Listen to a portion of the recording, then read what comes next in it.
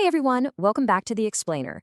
Today, we're diving into something super interesting, how two tiny, everyday directional words can completely flip the meaning of an action.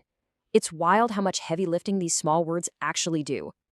Seriously, why do such small words change everything? Well, it turns out that little directional particles, specifically into and away, are kind of the hidden mechanics of English fluency. They take a standard, basic verb and instantly turn it into a vivid, complex scenario. Nailing these is absolutely crucial if you want your communication to sound natural and effortless. So here's our roadmap for today. 1. The phrasal verb puzzle. 2. Diving into Amelia's diary. 3. The mechanics of into. 4. Moving away from trouble. 5. Mastering your direction. Let's get started. Section 1, the phrasal verb puzzle. We're looking at what I like to call the grammar of everyday drama. On one side, we've got a personal diary from someone named Amelia, and trust me, her week is absolutely packed with workplace and personal drama. On the other side, we have this highly structured table that basically acts as a list of avoidance tactics. Let's decode how these two things connect right now. Section 2, diving into Amelia's diary. Okay, so Amelia had an incredibly exhausting week. On Monday, she ran into Maria. By Wednesday, poor Julia burst into tears at work. Then Friday rolls around, and Liam went into his marriage problems in extreme detail. Sunday brought another issue where she refused to enter into a discussion about his private life. And finally, by Monday, her boss wants everyone to buy in to an ambitious new plan. Notice a pattern here? These into verbs just naturally, completely take over everyday storytelling. You literally can't escape them when we're counting drama. Section 3, the mechanics of into. Let's isolate Amelia's very first entry. She writes, "Ran into Maria in town today. Nice to see her again." You can really hear the kinetic energy in that phrase, right? It perfectly captures that exact feeling of an unexpected collision or just a sudden, unplanned involvement with someone. To run into someone simply means you met someone you know when you completely didn't expect to. The particle into here brings two totally separate things, in this case, Amelia and Maria, crashing together by complete surprise. It's super dynamic. Now let's pull another really great quote from her weekend entries. She says, "Decided to throw myself into doing some gardening now that spring is here." This shows a totally different flavor of the word. It's a much more deliberate, highly energetic type of involvement compared to just casually bumping into someone on the street. Because to throw yourself into something means to start doing it with a massive amount of enthusiasm and energy. Into, in this context, actually means completely immersing your physical energy and focus deep inside an activity. You're basically taking yourself and placing your effort entirely inside that task. Moving to her final entry, we get yet another layer. She writes, "The boss wants us all to buy into his ambitious new plan, but I'm not convinced."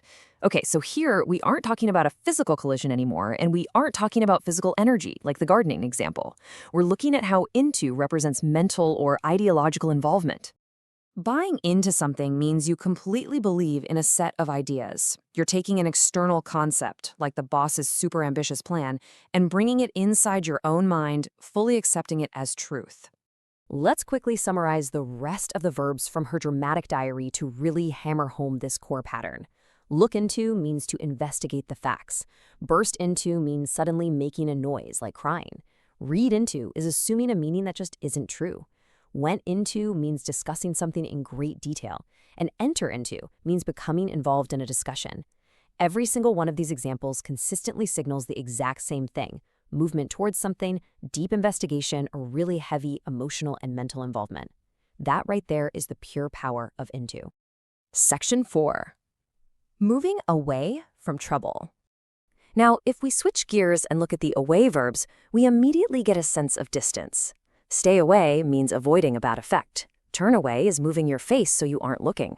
Run away is secretly leaving. These fundamentally contrast with all that deep immersion and collision of the into verbs we just broke down. We can actually group these away verbs by their function, which makes them way easier to digest. First, let's look at organization and tidy habits. Tidy away means to put things in cupboards or drawers after you use them. Pack away means putting something into a bag or its usual place.